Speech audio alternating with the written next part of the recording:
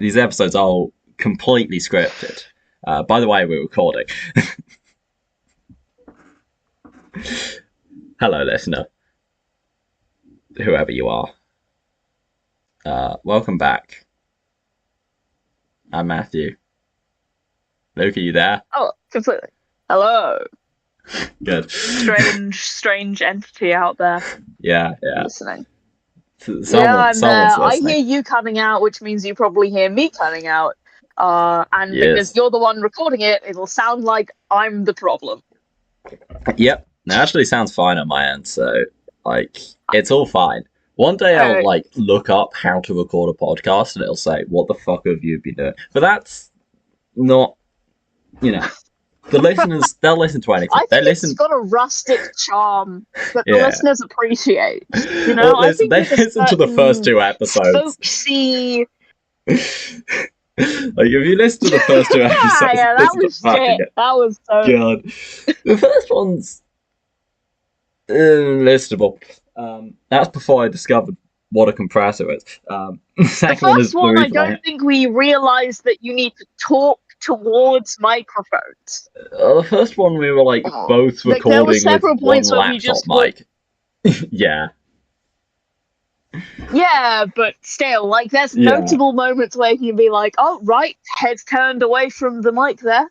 Which is really fun. And I'm quite a bit quieter than you, which, I've got better at doing I've got better at doing the gain on this, so I don't have to fuck around with it as much in post. It's the peek behind the curtain you're getting today, listener. Fair enough. I assume there's just one listener, Maybe 2. Brings us rather handily onto our advice. Listener singular. They're all one hive mind. This is the energy that we cultivate. Exactly. Well, this brings us rather handily onto our advice segment. What would the doctor? Yes. This week we have an anonymous advice seeker, a lost soul. Who's anonymous. Too cowardly to give their true name. A complete coward. But yeah, an anonymous listener has asked, how do I make my podcast do numbers on YouTube? Which obviously we're experts in. Yeah, exactly. So, do you have any advice, please? Yeah, I've got some thoughts. Yeah, advice. I think the best thing you need is you really need a good hype person, right? You need solid PR. And for that, you need someone who's willing to go above and beyond. Someone who's willing to go around the world, to walk the earth, even, in order to spread the news about you. That's what you need. And that's, something that obviously we have, as you can see by the high numbers. That we definitely have. Yeah. I mean, I think the thing is that, that's effort. All you really need, if you want people to follow you, if you want to start a movement, you just need the satellites, Just gotta get the satellites, beaming the thoughts into people's heads. It'll sort everything. If you are the master listening to this podcast, come on, please. We'd love to have you on the pod. And as we said, hive mind. This is why. Yeah. If you're wondering why you're listening to this, well, now you know. It's too late to stop. Yep. So, it's what can you do? We gotcha. Yes. Can't start doing that for the podcast. Right. Oh. Exactly. Things of this nature. So, we've got a slightly different one this week, because there wasn't a Whosock to Whosock about, because Whosock burnt down. It's under investigation. We can't talk about it. And I definitely wasn't at the scene. I was actually, multiple different people say that I was with them at that time, all in different places. So I was so incredibly busy going between those different places, I couldn't possibly have been at the scene. All checks out. All checks out. The best alibi is multiple. Exactly. You know, two's better than one. You know, one is none, two is one, something like that. But so, I had a lot more than two. I called in some favors. Very good. Well, speaking of calling in favors, maybe first episode we've got today is continuing backwards in time through our journey through the we're going to Arachnids in the UK. An episode from series 11 of Doctor Who, in case you didn't know. This is true. So, what do we think of this one? I honestly liked it. Of course you liked it. I think, you know, there's oh, what? What is that? What is that? Hello? What does that mean? Just I was watching. I was like, yeah. No, Luke's gonna say like this one. I just have a very good read on you. I'm not saying that it was great. Okay, right, great. Well, thanks for that, I guess. Look, I still think that the fucking, you know, the gun stuff is dumb as hell and badly thought out. But I think that there was some good character writing in the episode that I enjoyed. And yeah, overall, decent.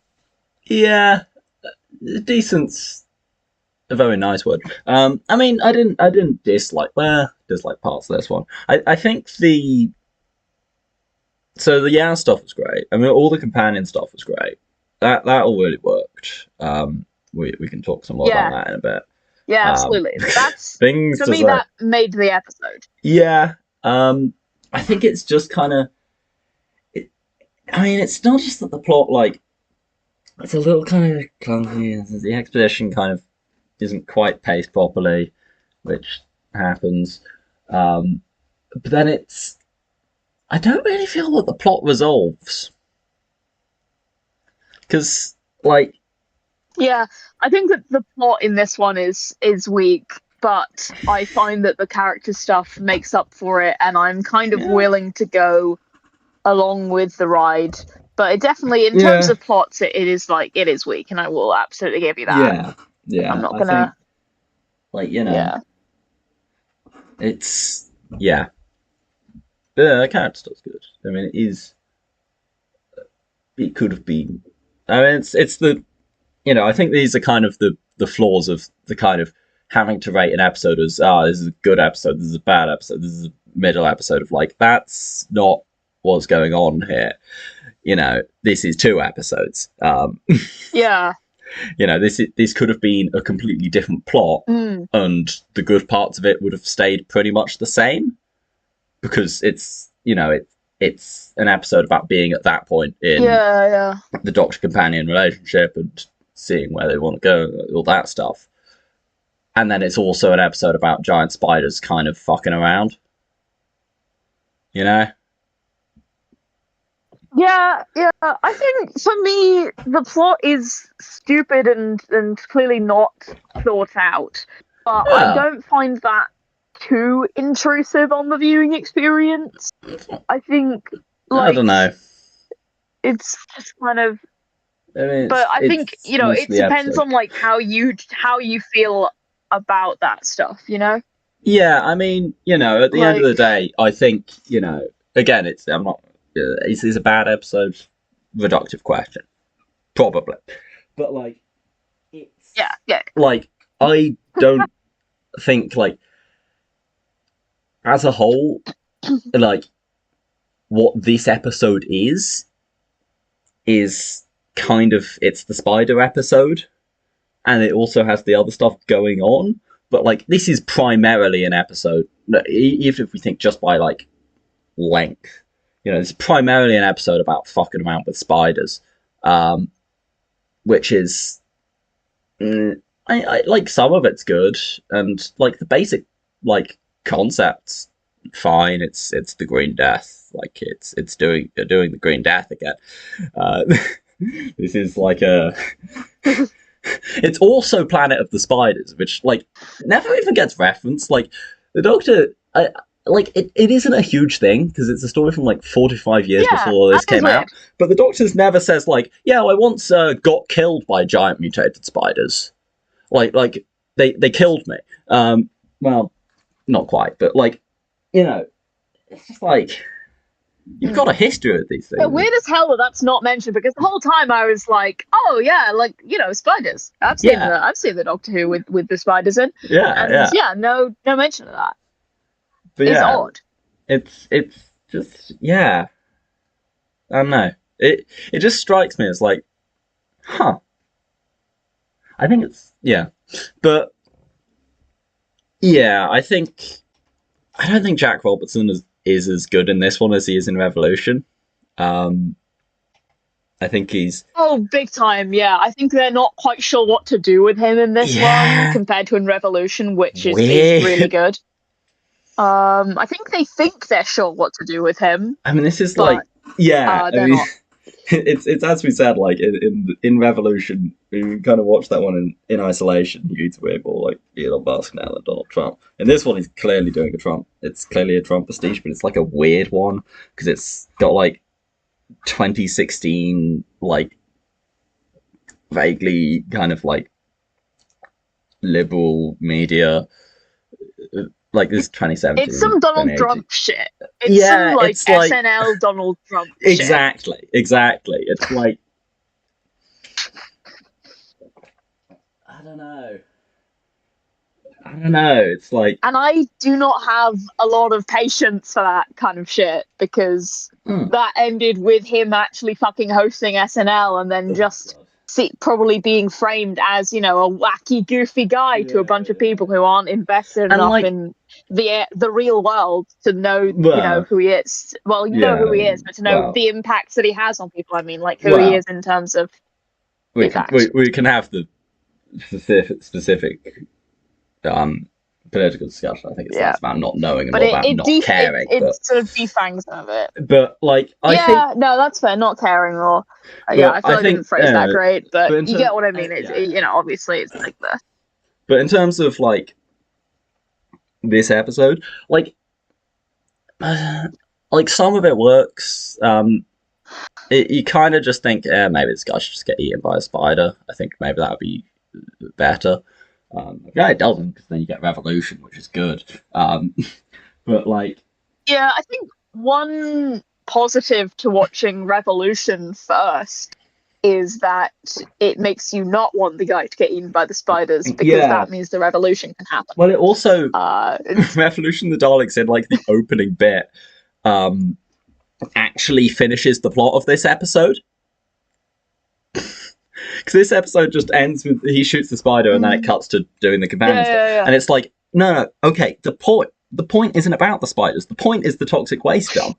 The point, like, that's the threat here. He's the villain. The spiders are an accessory to this story. Where's the resolution? I do like I think you mean the revolution. Resolution Series 11. Revolution Series 12. That's what I mean. But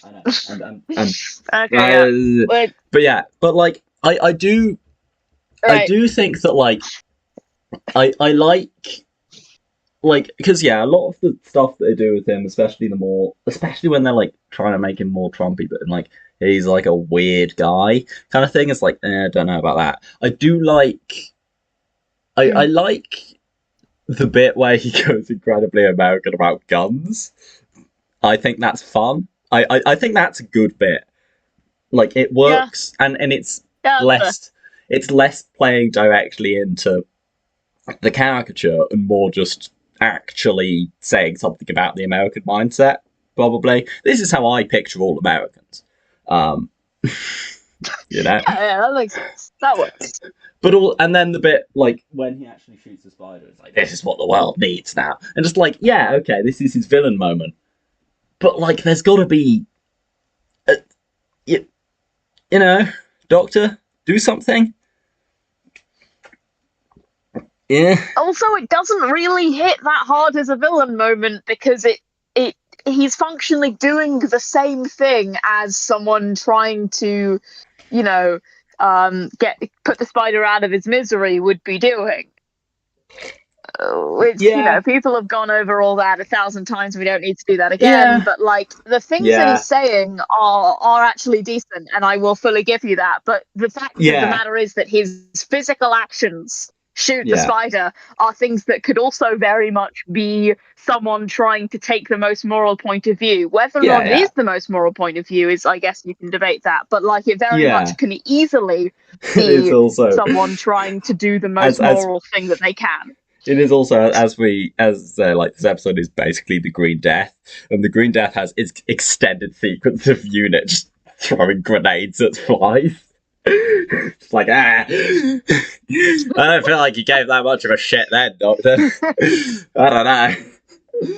But different Doctor, different time. That's the thing. They don't want to remind us of that era, because then you look back and you're like, I see. Every one of these stories has like a 5-minute uninterrupted sequence of Unit guys just shooting at people. There's so many people die in Third Doctor stories because the Doctor just sort of stands slightly grumpily at most. Like, you can tell there's like bits where they like hired out a separate team to do the action scenes, because you just get these long blocks of like Unit guys shooting and the guys shooting back. It's like, okay, this is cool, but also like, damn, just turns into like Action Man for 5 minutes. Crazy. The Doctor, what a ride, what a time, what a time to be alive. I wasn't, but yeah, what a time for dads to be alive. Yeah. If you're wondering why we're not reviewing part 2 of Invasion of the Dinosaurs this episode, it's because I'm watching it with my dad and we haven't had the time to do it because of scheduling. We're busy, man. But we'll review part 2 of Invasion of the Dinosaurs next week. For now, let's talk about. It means we get to extend the dramatic pause in between the two pauses into two parts more. Let's talk more about the cat stuff in Arachnids. There's a lot of stuff going on, Right. It's good. It's good.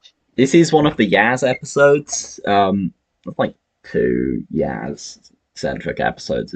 It is, yeah. Yeah. This episode did actually make... I now ship Thasmin. Not really, but I get it now. Because actually...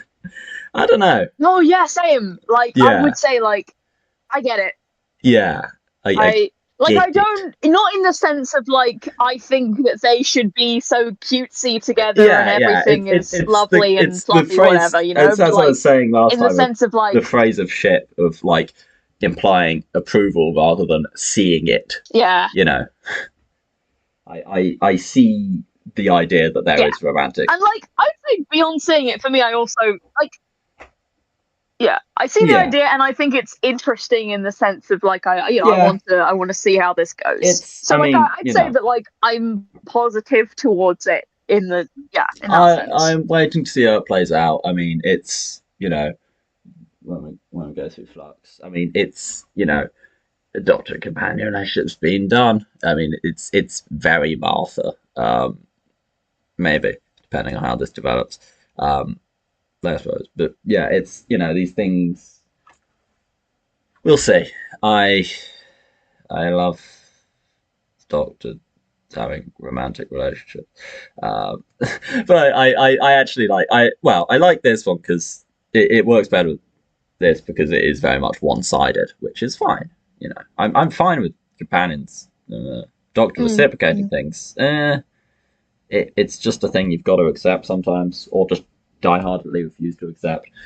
One or the other picks poison. If you're gonna do it well. Yeah. I'm not a massive fan of most it's ideas me of coming that. around to saying that Rogue is my favourite episode of Series 14. But it's also I don't know. You can argue it varies between Doctors because the 15th Doctor is just a fuckboy.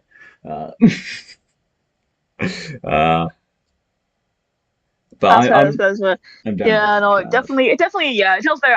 I am interested to see how they do the 13th Doctor with this because she is very much kind of Yeah. she sort of closed off, avoid, etc. Like I think it'll be interesting to see how she I mean basically every doctor has some level of that, but I think she has a really very strong in that, and in terms of the sort of social awkwardness and all of that. So I can see a lot of potential for some interesting drama there. We'll have to see how that plays out.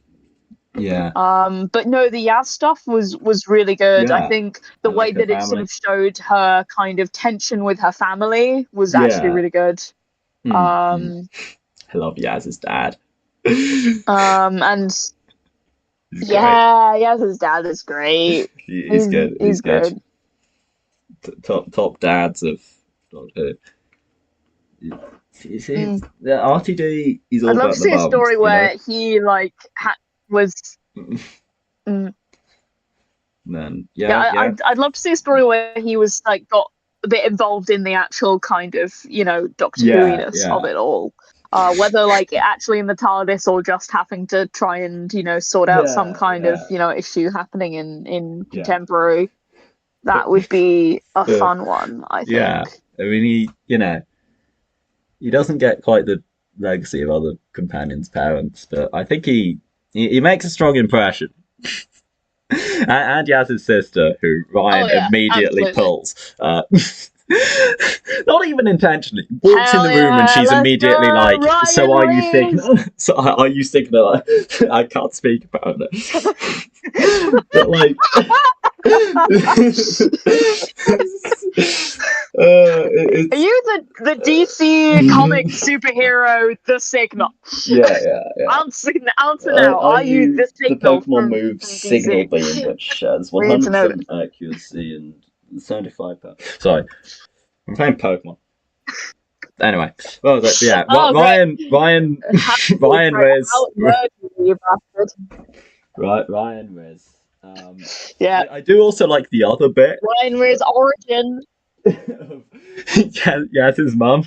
Okay, I'm not sure entirely what I'm about the bit of the Doctor just calling Yaz's mum. I have not forgotten her name. But I also like. It was Nausea. It was like Nausea. Was it? Nausea. Yeah. But then I also like the bit of asking. I mean, she only does it twice. The Doctor and Ryan of like, "So you and Yaz dating?" But just like capturing that vibe of like. Yeah, I love that. Yeah, it's a good bit. No, that is a good bit. Yeah. Another good bit is like them kind of the family just sort of acting kind of shocked that she like has friends and like assuming that they must be deeply weird, which they are. Yeah.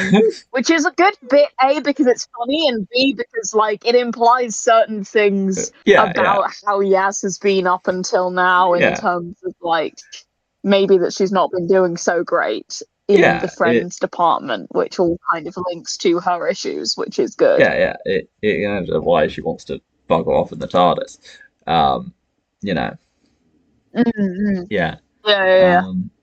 Yeah, no, it's Yaz running away. Let's fucking go. Yaz running away moments. We love to see it. Yeah.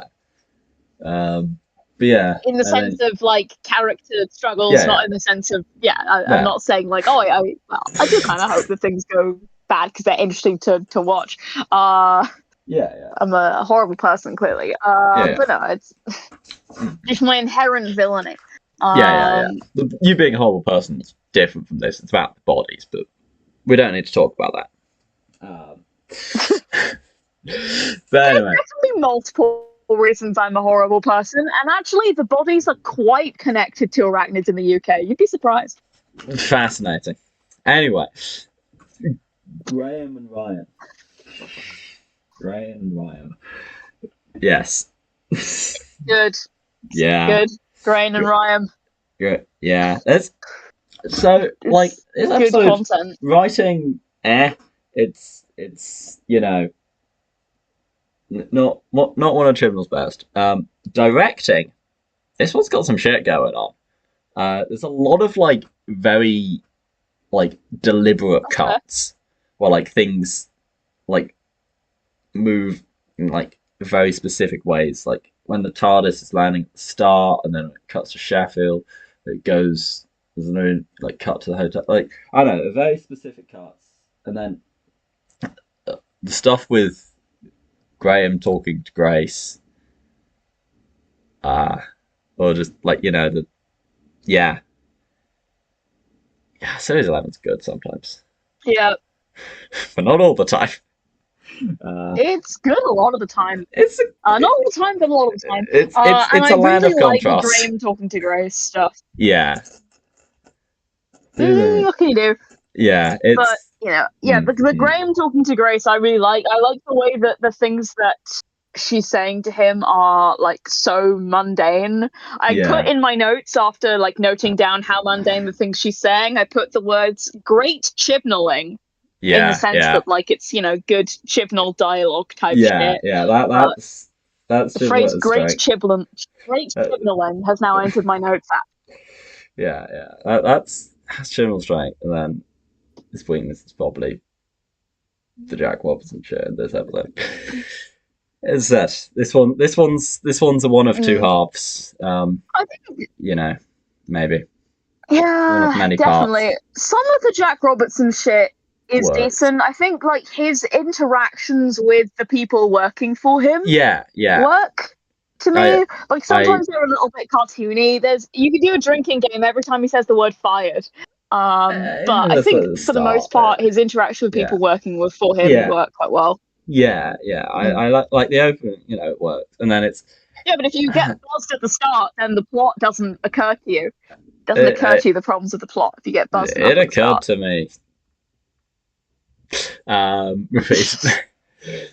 yeah, I think I don't know how to sum up this episode overall. It's one of the Doctor Who episodes with big spiders in. Not the only one. There you go. Big spiders and plot essential Stormzy music. Oh God, I forgot about that. I fucking. It was truly that was the moment where I think essential Stormzy music. I think I started dissociating at that point. Honestly, I was like, no, I don't think this episode's real. Fuck you. That's good. I'm not saying it's necessarily bad. I'm saying that I started losing complete faith that I was watching a genuine episode and not, I don't know what. I mean, yeah. No, I love that. That was peak. That's a real let's fucking go for me. I won't lie. That was fun as hell. Yeah. I don't know. I love a weird as hell needle drop in a Doctor Who episode. I love when they put a song on and you're like, what? Why the fuck? How the fuck? What are you doing? I don't know. I think less Doctor Who episodes should have songs in them. Was this episode a better musical episode than The Devil's Cause? God fucking... Probably. Yeah, sure. Why the fuck not? Speaking of The Devil's Cause... music was plot relevant to this one. And speaking of The Devil's Cause, it was relevant in The Devil's Cause, it was just bad. Speaking of The Devil's Cause... Yeah, but it's good when it's plot relevant in this one. And speaking of... the Toymaker, who's not in that, but whatever. The next episode of sorts is a real episode that we watched back in 1984, which is The Nightmare Fair. Except it isn't because it was never released. But now, yeah, you guys remember The Nightmare Fair, right? Yeah. The Nightmare Fair. Yeah, The Nightmare Fair. Yeah. It's guys, come on. It's the opening episode. What are we talking about? The Nightmare Fair. You were there. Yeah, it's the opening episode of season 23, right? We all know this. Yeah, we've all watched season 23. Yeah. Starring the Sixth Doctor, obviously, and Perry, and the Celestial Toymaker. Indeed. Those of you who don't know what we're talking about, this is in fact a lost story, and by that I mean it not lost like it was ever made. It was never made. So they decided to make Trial of a Time Lord instead, which was a great idea. Well, knowing some of the episodes that were in the proposed season 23, maybe a good one. But then Big Finish was like, let's make it anyway. So they did on audio. Starring the best Toymaker, David Bailey. He's number one. He's the fucking best. But yes, this episode, audio episode. What do we think of it? This episode. So you sort of chose that we listened to this one. So I figure that probably means you have some opinions on it. Would you like to go first on our opinions on it? I have quite a few opinions on it. So the Toymaker is a villain who's been done many times and never well on television. It's great. So this story has, the distinction of being better than every televised Toymaker story. This is not surprising, because not that hard. Yeah, it's in fact very easy. This episode is, I don't know, it's an odd one. There's some bits that are good. There's some bits that are a bit iffy. I don't think that was a Japanese actor playing that character. Anyway, yeah. But like, it's got it's got a bit where the Doctor deduces the origin of the Celestial Toymaker and then just explains it, which is very funny. I love an author who desperately needs to fit lore into their work. Hats off to you, banger. Pause the story so the Doctor can just kind of explain the backstory lore there, and it's like, what are we doing? Why are we doing this? It kind of feels awfully jarring, but I respect it. It kind of makes sense. It does get a little lost in terms of like place and time, which audio stories can do often. But yeah, I think I picked up on that for this one for sure. Yeah, I mean, part of that's adapting from a script. Is gonna leave those kind of things in. I feel more than things that are written specifically for audio. Shouldn't leave. But yeah, some interesting things in it. I felt that. I think one sequence that definitely didn't do great from adaptation was the Sixth Doctor gaming sequence. Just sounds of him playing again. This does, of course, mean that the Sixth Doctor is now included on a TARDIS Wiki category, gamers,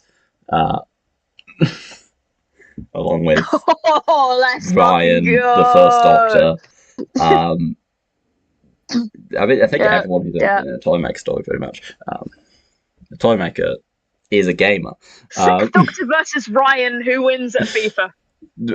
6, and it's not close.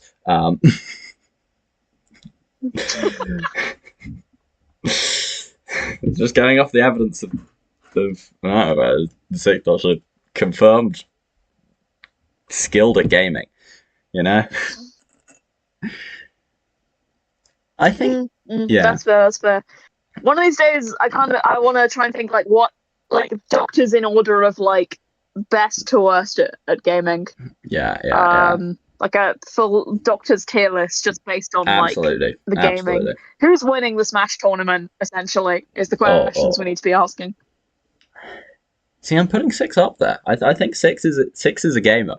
Legit. Yeah. Yeah. I think 4's actually does not know what a computer game is because he's too busy. Getting smashed in Paris. Anyway, Nightmare Fair, which it does have a bit of that City of Death vibe. I think it opens on Blackpool Tower, in the same way that City of Death opens on the Eiffel Tower. Good. No, fair, yeah. It'll just go a bit of. But unlike City of Death, this one's more serious, kind of. Still a lot of doing bits.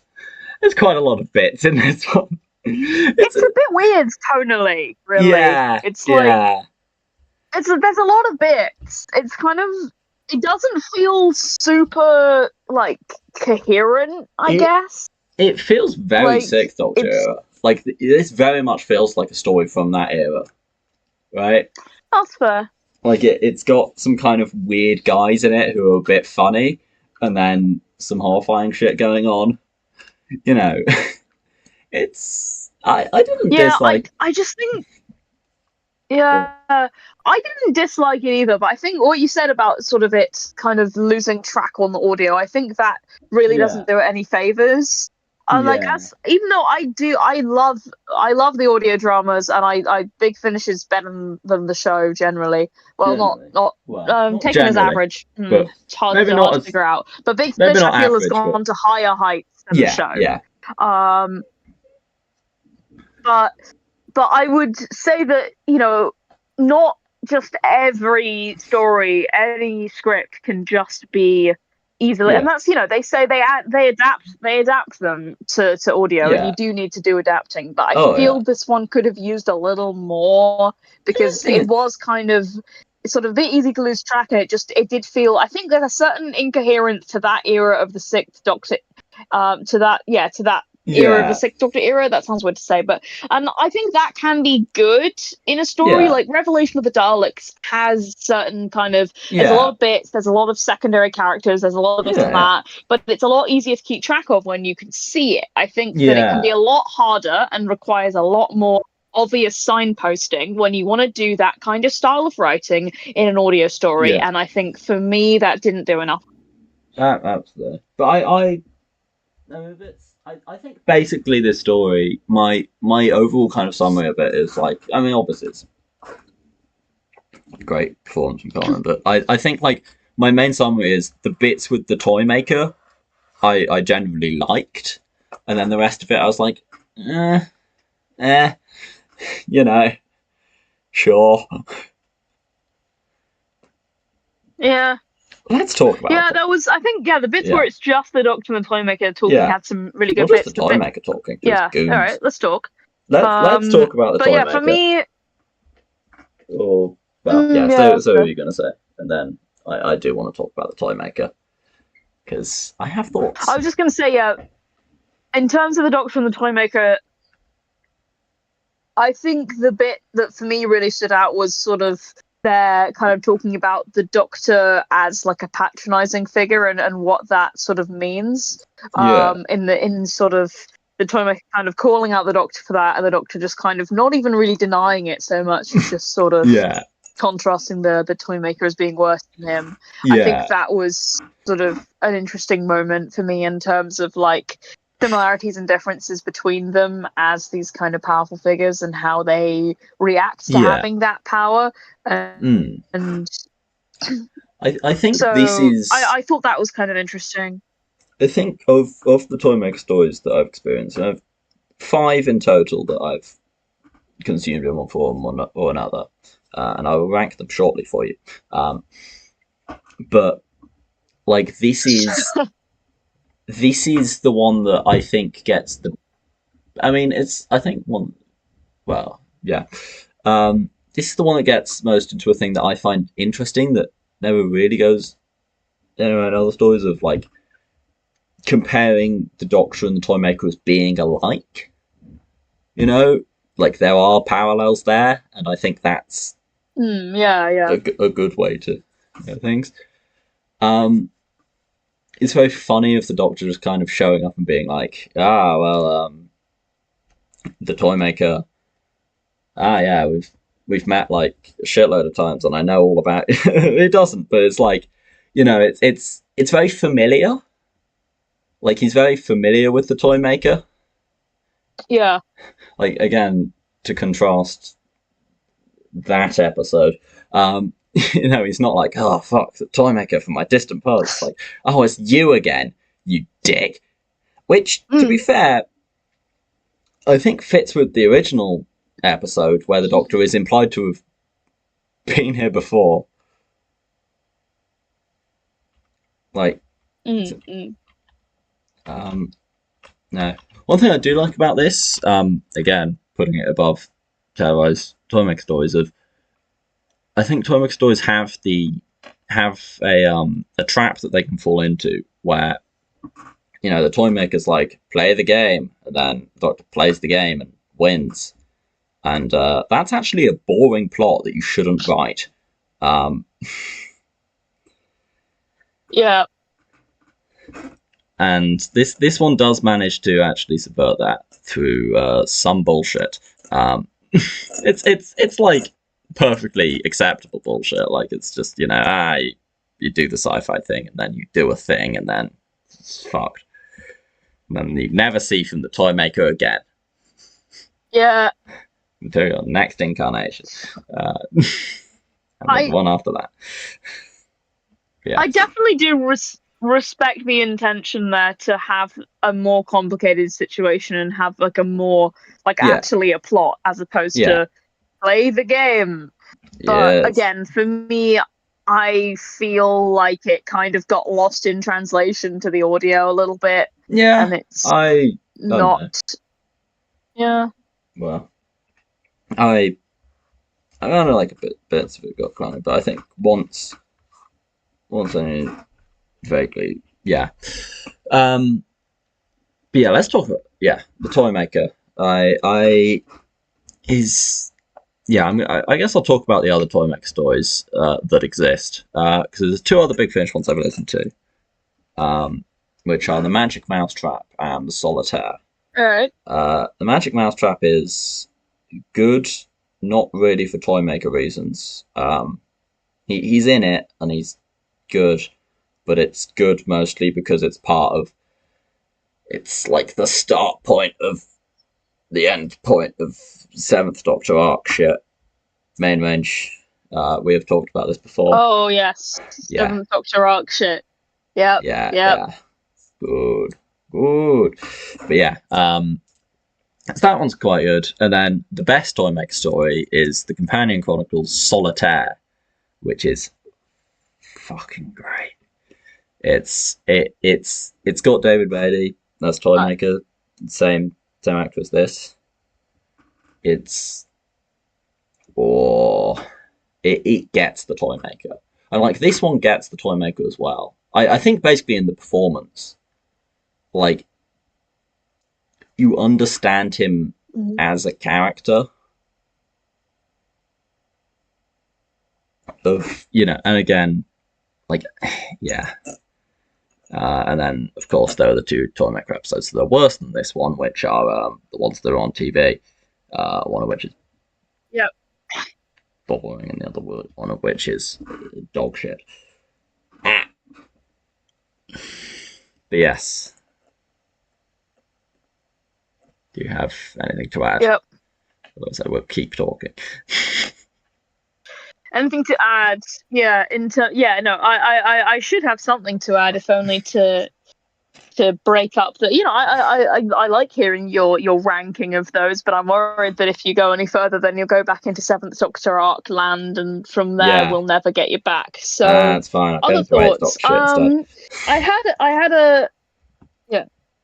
Oh, great. I had a sort of let's go moment when we had a quote from Wilfred Owen poem, because that's the kind of person that I am. That's not a quote from so I really liked that bit, and with that character, like, not a quote from Wilfred Owen, it's a quote from the person that Wilfred Owen was quoting, who is some Roman dickhead. Sure, but that's like what it's known. Yeah. Sure, but that's like what it's known to be and what it's associated with in terms of World War One, and it's clearly paralleling the situation of that character to World War One. And I take fucking classics. I'm a classic student. I know, that's why I was bullying you about some fucking guy from Rome. Anyway. That's why I was calling you on it. Okay, right. I bully you about 7th Doctor arcs one fucking time. Anyway. But no, as someone who yes, that fucking character. As someone who's I did slightly lose track to prevent himself from buying books on Wilfred Owen. Yeah, I did. what was that character's bit? He was a soldier. Sorry, you were saying about losing track of. That character and exactly what his fucking deal was. It's a robot. War robot. Yeah, but I think the way that they... The way that they did his like really strong belief in the war and the way that they sort of had him kind of because obviously the quote is supposed to be like sarcastic of like because it's actually not sweet when that happens and the fact that he's like so true I love that I that was good that was it's got like I mean that's the kind of shit British where I go, colonial let's officer kind of vibes. So. Fascinating. But yeah, no, it was that guy was fun. And then there's the fucking stuff going on in this episode. It's and there's good henchman. Fucking whatever he was called. Yeah. There was goons. There was some goons. Goons, Doctor. There was one bit where I was like, wait, what the fuck? Where you keep saying that, but there was one bit where I was like, hang on, what? Where like the android is the android soldier guy is like talking to the Doctor. I think it's the android soldier guy who was, and then the Doctor and he's like talking quite loudly and stuff, and the Doctor says, "I'm not a foreigner. You don't have to shout." Oh, that's because the android that one that's one of the not iffy bits of that story. But no, that's because the android soldier guy's clearly meant. Yeah, it's saying it's because the android soldier guy's clearly meant to be a like British. He's not just a military figure. He's specifically meant to be like a British colonial kind of caricature, right? So it's being like, this guy's I get that part. It's the Doctor making fun of him. Like okay, fair enough. It just didn't translate as that from the Doctor saying that. That makes sense now. It's just like it struck me as weird as hell, and I couldn't quite get. There's some other bits of this episode that are a bit odd. It always seems to follow around the Toymaker, a kind of slight air of exactly. Unfortunate. Yeah. The Mandarin. Yeah, that was odd. I noted that. Yeah. Yeah. It does, and as I said, the Japanese guy who was definitely not a Japanese guy. It was a white dude doing a Japanese accent. Not a perfect. And not the most racist Toymaker story. Really, Anyway, the Toymaker. Yeah, it is unfortunate. It does seem to sort of hang around the Toymaker as a character. Yeah. Unless you listen to Solitaire, which is not only good but also not problematic. Mostly, I think. As I'm not remembering part of it. Alright, there we go. There you go. There's an endorsement. It's got Charlie Pollard in it. Everyone loves Charlie Pollard. Least racist Toymaker episode. Yeah. There we go. This is glowing reviews on the pod. Yeah, no. That Nightmare Fair, it's... I don't know, it makes you think, if you were going to bring the Toymaker back, because they haven't done it in New Who, as far as I recall. That's an unfilled... as a character. Yeah, actually. Only that they haven't. You'd think that they would. But... Yeah, you'd think they would. But, like, it's interesting. I've had a lot of thoughts, because it's very funny, obviously, the Nightmare Fair being like, it's the 80s. You know what's new and cool? Arcades. Arcade games. Gaming. I mean, it doesn't really lean into that at all. Obviously, for now, you think Twitch streamer, right? I wasn't going to say that. You think like Twitch streaming, right? I'm not going to say like Twitch streamer. I do think like online gaming, But I'm like, I have in fact thought about this a lot. But I'd be like predatory, like gambling loot boxes. No, you still there? I'm gonna keep talking to Phil Air. He cut out. Am I just recording nothing? Oh, Hi. okay, you're back. I'm here. I'm Good. talking. Can you hear me? Yep. Can you hear me? Good back. Doctor Who episode. Can you hear me? I like that episode. Good episode. Yeah. Anyway, I'm not cutting any of this out, by the way. Listeners just getting me rambling for a few seconds. But yes, what were you saying? What was that? Someone was saying something. Fair enough. Yeah, no, I was in terms of modern day Toymaker type shit.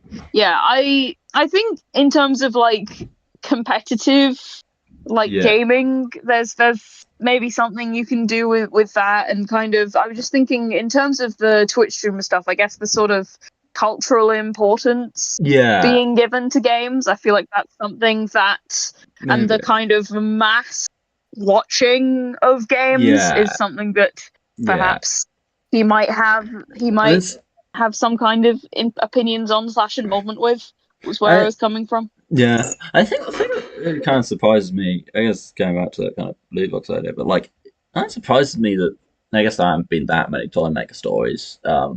Maybe I think a couple more Big Finish. I don't know, but like I'm surprised there hasn't really been one that's delved into the idea of like gambling addiction, right? It feels like such an obvious like parallel. Yeah. You know, when does the game stop being? You're stuck here forever. You're stuck here forever. You know, something. I don't know. Toymaker. Unfortunately, they're never going to bring it back. When the fun stops, stop. Putting that barrier with the fucking Trilogic game. We're putting that barrier to watch. Yeah, and it's interesting how. Yeah. Interesting. Sorry, what are you go ahead. Yeah, interesting how if hypothetically there was to be a New Who episode with a Toymaker in, we know there isn't, but let's say hypothetically there was. It's interesting that episode doesn't seem to go into anything to do with modern gaming or games at all. Yeah. Like it's, or in fact, understand what the Toymaker is, like, or truly polar opposite of the fucking nightmare. Yeah, he's a crazy guy. Yeah, I'd say it. I'd rather a crazy guy, and he plays. Yeah. No, you don't get it. The game of the 21st century is cancel culture. I think that's what that episode tries to say at some point, and in fact, it makes me want to eat it. I would in fact rather take. I think I would rather take just a straight television, just televise the Nightmare Fair. Do it. But it'd be so funny if they did that. It would work better for television. It would, I think. Yeah. Unless they, you'd have to cut it down and change it around. Because I don't. Yeah. Better do that Mission to Magnus. I actually haven't. I don't know enough about Mission to Magnus. I just know that it's supposedly quite sexist. So everyone listens. Many such cases, sadly. Yeah, there are a few. Who knows? So the Nightmare Fair. David Bailey, best Toymaker. Nightmare Fair. It's good. It's one of the Doctor Who episodes set in Blackpool. Actually, are there any TV episodes set in Blackpool? There's quite a few audios. Like Death in Blackpool, which is good. I don't know. I think the absence of Blackpool is itself a presence in TV stories. Sure. Gonna pretend that makes sense. With the sort of censorship of it, if you will. No, you're losing me. I think. Oh god. Right. So it's also, in addition to not being Hosok due to the fire, due to, you know, um, writer's strike, I'm on strike. The Actually, disappearances. yeah, due to players' strike, most of the players of Gate Continuum are on strike, so there's no Gate Continuum episode to discuss last week. What can you do? I guess we can just talk about Gate Continuum a bit, and I can talk because I haven't done enough talking this episode. Talk about Gate Continuum. I've got so many Gate Continuum. Alright, what? Good. Yeah, I know. I guess I was thinking about Toymaker and thinking about the concept of bringing established monsters and villains and stuff into stories. Because it's an interesting thing because you kind of, especially when you watch Doctor Who episodes, you kind of imagine that most stories start out with the idea of, I'm going to do a Jadoon story, I'm going to do a Cyberman story, I'm going to do what have you. And and that's kind of, I don't know, it was for Gate Continuum. I don't know if that's the creative process for episodes and audios or whatever, but for Gate Continuum, that's often kind of the other way around.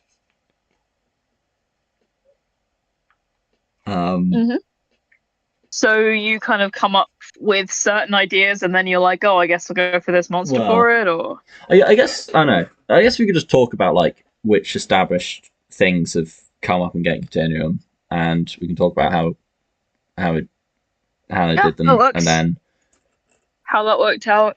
Yeah. So I won't talk about Series 1 stuff. That works for me. Because you weren't there, and that I would just wasn't be there. me yapping. But Series 2, what have we got in Series 2? We've got the Ood, obviously. The Ood, which, Grey Fox is excellent. Yeah. So that's... I can't remember whether it was me or James that first kind of floated the idea of, do you want to play an Ood? I think it's mostly floated as a joke, and then James is like, yeah, no, maybe. Actually, it might have been V. I know. And then we end up with... Yeah. Yeah, that, of course, set the timeline of the episode, because, of course, I care a lot about timelines and Great and Bountiful Human Empires. Oh, yeah. Yeah. I mean, yeah, obviously, with the Ood stuff, that's been a thing of, it's not just Grey Fox being Grey Fox. We'll see how that goes. Red Eye. There's a degree of interpretation. Oh, yes. That has been occurring as of late. Yes. But then what have we got? In terms of, monsters or villains, and that would be the Cybermen in the Ruins of Oedipus. Yeah. It was Flash. So, I guess let's just kind of briefly get your thoughts on those episodes, or just how the Cybermen have been used. Yeah, I guess, I like how the Cybermen have been used. I like those episodes. I think in terms of that sort of Zodipus two-parter, I think for me it was slightly more about the sort of, because Zodipus as a setting is kind of had already been so sort of well established, and for sort of the other characters, I think for me that was very much just kind of get to know Zodipus thing for quite a lot of that. And so I sort of that episode was kind of that aspect is kind of what stands out the most to me in terms of that. I think the Cybermen work well for that sort of under siege kind of vibe that we're doing, of sort of of that, the idea of those sort of Cybermen like appearing at that time. I think that works well. I don't know, how did you feel about using them in that? Yeah, I still don't think, and I'm not going to give anything away for Suits for you shouldn't read into these things. But I don't think I've really done the Cybermen properly. I mean, I guess probably a thing to talk about is the contrast in the way I present Cybermen as versus presenting Daleks. Of all the Cybermen you've encountered have been on the back foot very severely, right? And Yeah. obviously they're still kind of massive threat, but they've not. It would be very interesting to do a kind of more full scale Cyberman story, but I don't know, they're tricky bastards. I mean, only really, to be fair, there's only really one story at all that's dealt with that kind of scale, and that was Burning of Danet Gamma. Like most gay continuum stories are just small scale.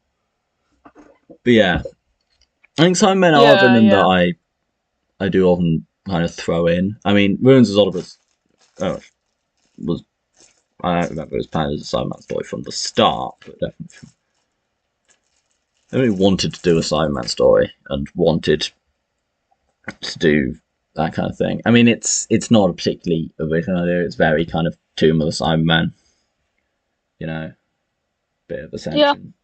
Yeah, no, absolutely. I that's what I was sort of associating it with. But I mean, I like Tomb of the Cybermen. I'm not going to say no to being in Tomb of the Cybermen. Yeah. I think that's definitely where I feel the vibes of that are. Yeah. I think the thing with Cybermen is I like to more than Daleks, because Daleks I think you can kind of get across their whole thing with their actions. Cybermen, if you just kind of get their actions, you don't get the whole thing. So I like to do a lot more of like Cybermen. They're great because obviously it's pretty unlikely, impossible that they're ever going to convince you, and almost certainly impossible that you're ever going to convince them. But like it's very fun to have those conversations.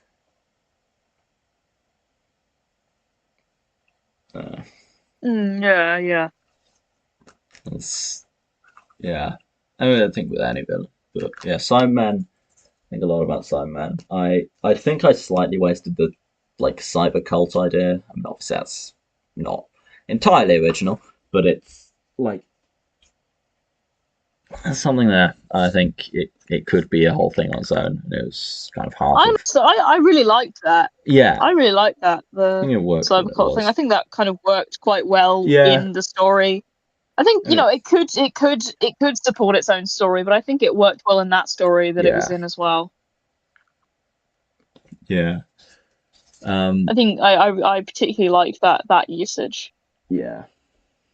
Oh, yeah. But then obviously, well, we talked about Daleks quite a lot last week, and I think Daleks were very much the one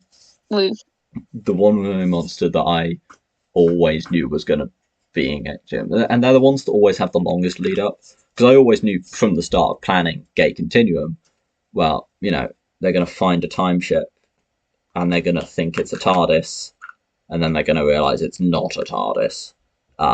It's a Dalek time machine. And like that was the Arxos one. But like that, that was always the plan for several years before I started this thing. So, Daleks being involved was always, and then Danet Gamma, I grew out of many things over time. And then, I guess the only other, well, no, there's a couple more we've got to talk about. I guess, a lot of them, I think.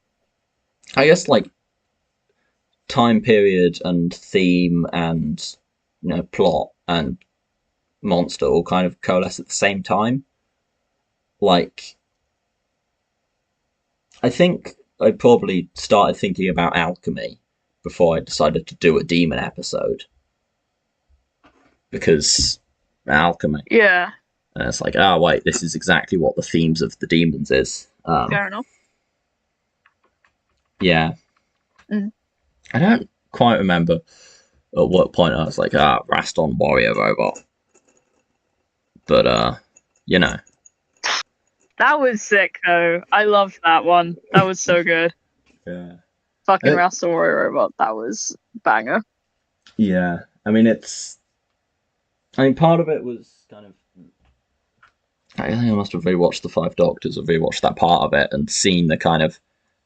This is a monster. This is a thing that specifically impales its enemies through the heart with big metal spikes. And,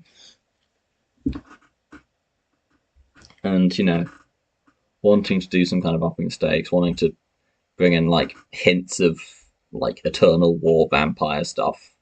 Because I'd done Strisha as a kind of fake-out vampire.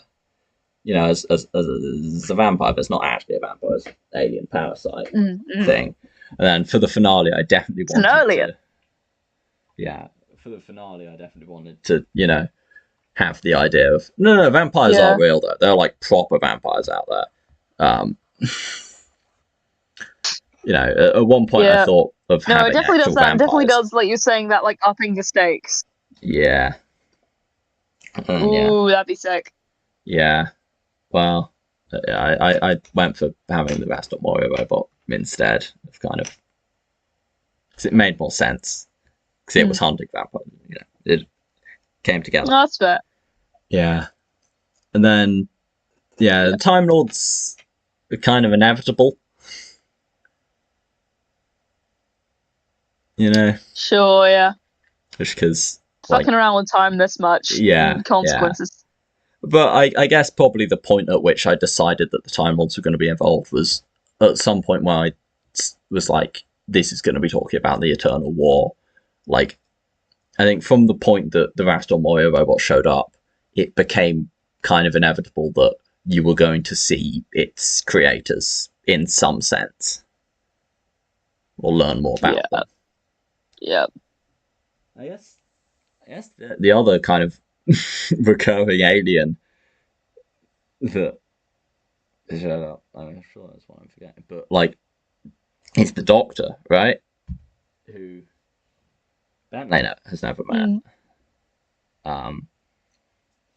Yeah. And that one the most kind of influenced by player choice and kind of player backstory stuff because of Isaac's whole thing, which has very much kind of faded into the background now because it kind of resolved at the end of Series 1. It's very much a whole thing in Series 1 that Isaac was the protagonist of Attack of the Grass. Yeah.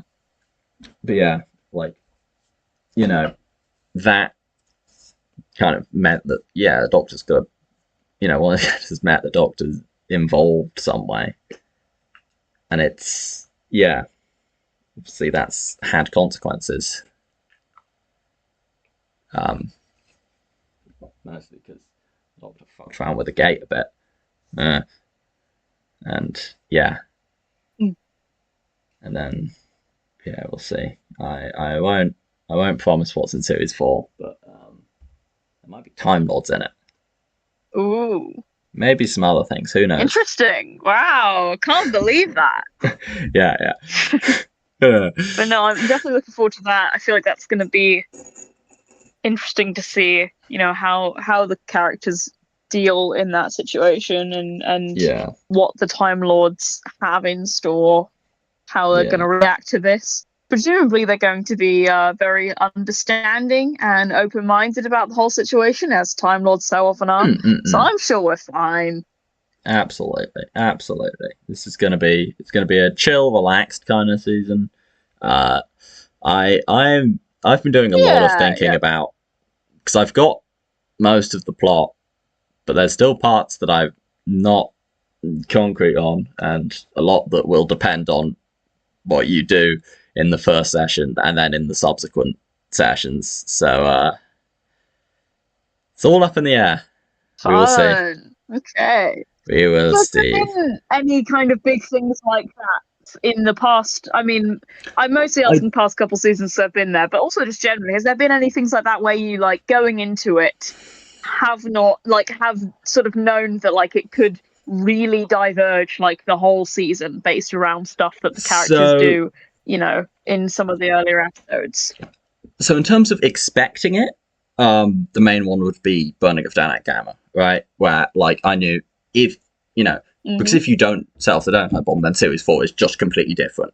You know, it's, I mean, either you all die or many of you die. But if the story is, you're like, this is a losing battle, we've got to run, go to the gate, then it's then a very different story, because it's not a trial series, it's, you know, a normal series, but with this kind of massive baggage holding over you of seeing all these people die.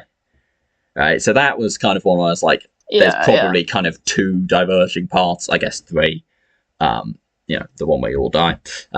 In terms of ones that I probably didn't see coming as much as it, and that I kind of thought it'll resolve somehow, which I often have in my kind of you know, planning of, like, it gets more vague, you know, within the course of a single episode. Like, the start is more planned than the end, right? Well, the end's often more planned than the middle. It's kind of like, because the end's usually you kind of confront the villain in some way, and it resolves.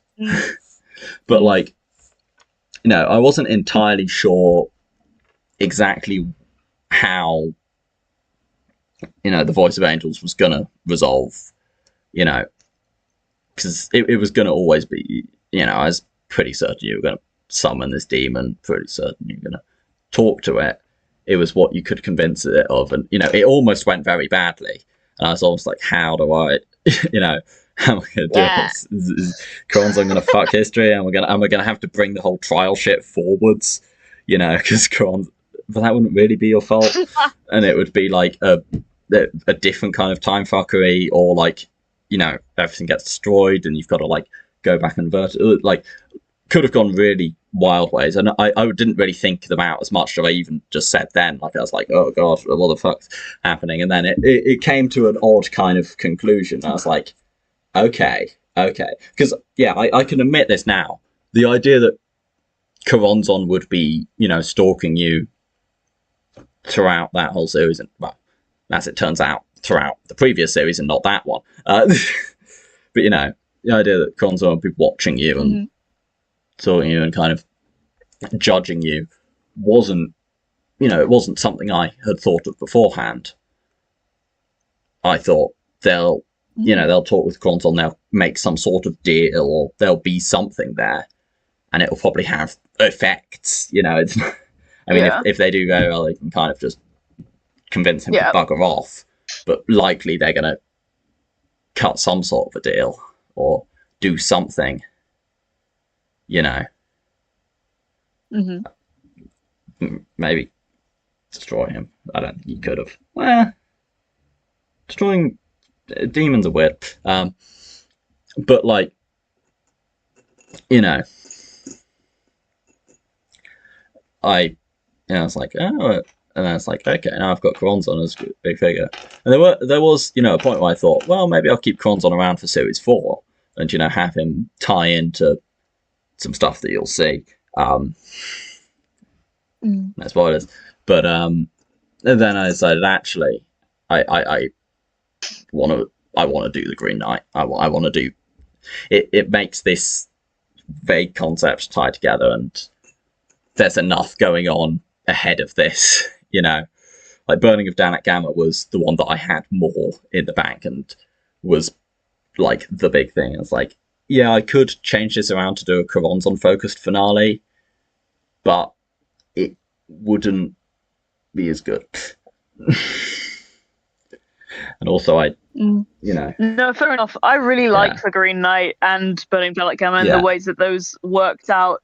I thought it was just, to have that sort of expectation of because I think all the players I'd assume had at least the idea Yeah. that of possibility that like Kronzon might be the first sort of final boss, if you will, for this season, because that sort of feels yeah it's the classic. You introduce a weird guy at the start, you bring him back at the end. It's the classic Chibnall arc, if you will. But then to have him come back in like the penultimate story and then be like, well, shit, where the fuck how do we go more than that? And it's like, that's how. That's the thing of Daleks. The Green Knight is in some ways the finale of Series 3, and then Burning of Danak Gamma is the turn point, right? It is the point where it's a real Battle of Ransgrove Kolos resolution kind of situation. You know what I mean? Maybe I don't feel the best. Once I'm trying to think what would be a better. Yeah, I just like to be able to make a comparison. Yeah. I'm trying to think what's like a better. It's almost like I almost want to say it's like a. I mean, not really, but in a weird way, it's like a Battle Pottery way Christmas Invasion. Because Christmas Invasion is like, nah, that's the Regeneration episode. That's why I'm saying that. It's not that, but it's like not in that way. But you know what? You get what I'm saying, right? I would not compare that. Yeah. In either way, really. On either side, but yeah, I think sort of. Yeah, it's like this is like the new thing in a way. This is like leading into the new thing. Yeah. This is, but I guess the point of it is like Battle of Ransgrove Girls isn't the new thing. I totally get it. Yeah, it's like. I mean, really, what Battle of Ransgrove Kolos is the breaking of the Fellowship, like Lord of the Rings. Like it's meant not Battle of Ransgrove Kolos, fucking Burning of Danak Gamma. He said they are in fact the same name. Tiny Chris Chibnall, who lives in my head. We've all got him. But yeah, like Burning of Danak Gamma is very. Battle of Ransgrove Kolos, same episode title, Yeah. Caves of Androzani. It's all that. But yeah, like Burning of Danak Gamma is very much like things will not be the same after this. Many such caves as yes. So 51st century, like every story is, apart from the one set in the 26th century. There were like 5 centuries. That is, I'm going to say this now. So yeah, if I ever do run this time agency campaign that I may or may not run in the future, then I'm definitely having the intro be like, because the 51st century is when everything changes, and you got to be ready. Because, are you still there? Oh, now you gotta do it. Now you gotta do it just to do that. Now you gotta do it. I think there might be some audio lag. Just purely for the bit of 3 seconds. You got it. Yeah. But yeah. Let's talk about Can't Continue mostly. Yeah. Oh yeah, there's big time audio lag. I can hear like half the things you're saying, but I get it. Excellent. Well, I think we've about come to the end of this episode. This one's less than an hour and a half long. It's still far too long for an episode where we talk about 2 stories. But fuck it. Yeah. Episodes are just this long now. It's the new normal. It's the new norm. Sorry, I'm saying shit. This is just how we do it. This is how it goes. Fuck. Ah! I love delayed response. 15 subscriber special will be we review the new norm. No, it will not be. It won't. No, it fucking won't be. Anyway, audio lag is great because it means that I can stop the podcast recording and you won't know about it for like 30 seconds. So I'm going to stop it. I'm going to stop it at the 1 hour, 1 hour 20 exactly. Fuck you. See, I don't know what that was a response to. It's great. But yeah, the important thing to remember is that the Toymaker is an interesting character if you write him well. You have lagged so much, I truly and cannot hear you. also that the episode is about to Are end, we and there's nothing that still Luke can going? do Okay. about it. Yeah, Toymaker.